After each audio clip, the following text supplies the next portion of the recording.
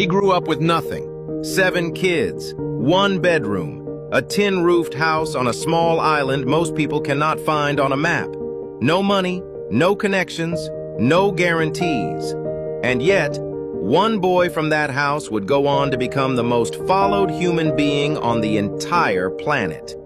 This is the real story of Cristiano Ronaldo, and it is nothing like what you think you know.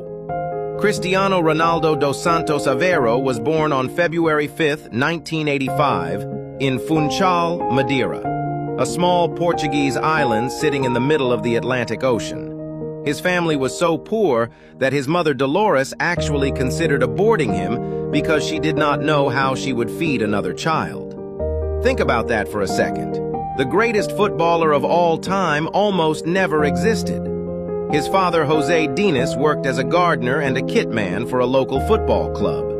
But behind closed doors, he was battling alcoholism, something that quietly tore the family apart from the inside. Ronaldo grew up watching his father struggle and watching his mother work multiple jobs just to keep food on the table. There was no spare money, no luxuries. The young Cristiano shared a tiny bedroom with his 3 siblings in a house that barely had enough space for all of them. But even then, even in those conditions, there was something different about this kid.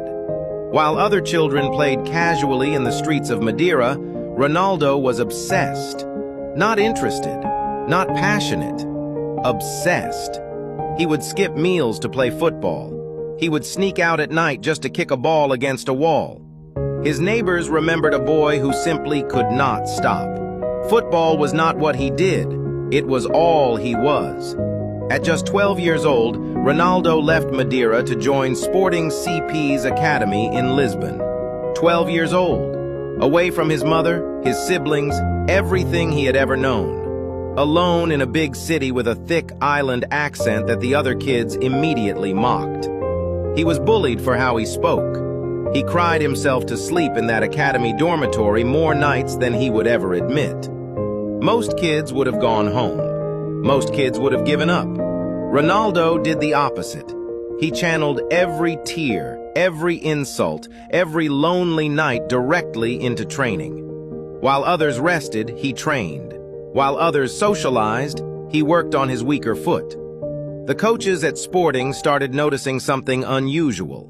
This boy was always the last one off the training pitch. Always. Then came the news that shook his world. At 15, doctors discovered Ronaldo had a racing heart condition, a problem that could have ended his career before it even started. He underwent surgery. He was back on the training pitch within days. Not weeks, days. The hunger inside him was simply too strong to stay still. In 2002, a 17-year-old Ronaldo played against Manchester United in a pre-season friendly for Sporting CP. He was so good that day, so electrifying, so technically brilliant, that the United players themselves went to Sir Alex Ferguson at halftime and begged him to sign this kid. Not the coaches, the players. Rio Ferdinand, John O'Shea. They told Ferguson, "You have to get this boy." Ferguson did not hesitate.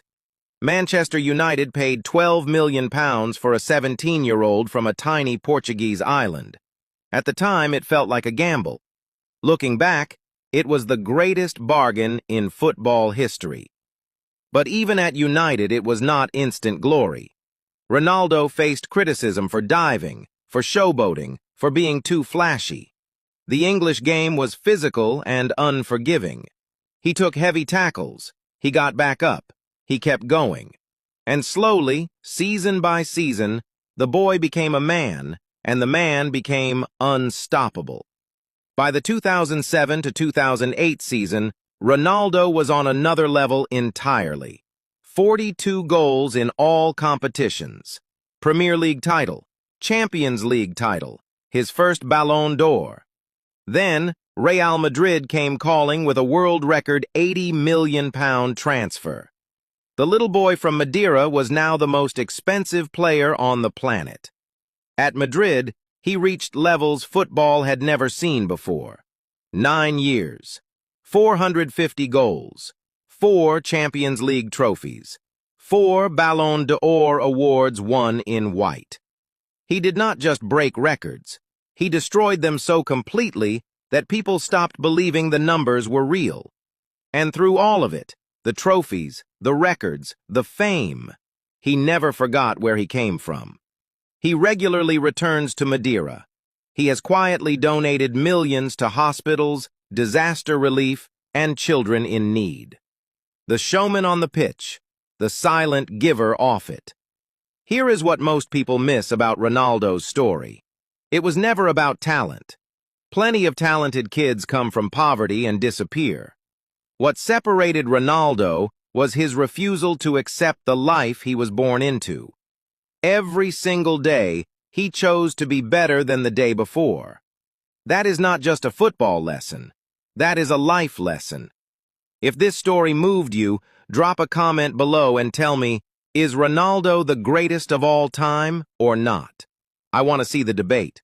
Like this video if you want more stories like this.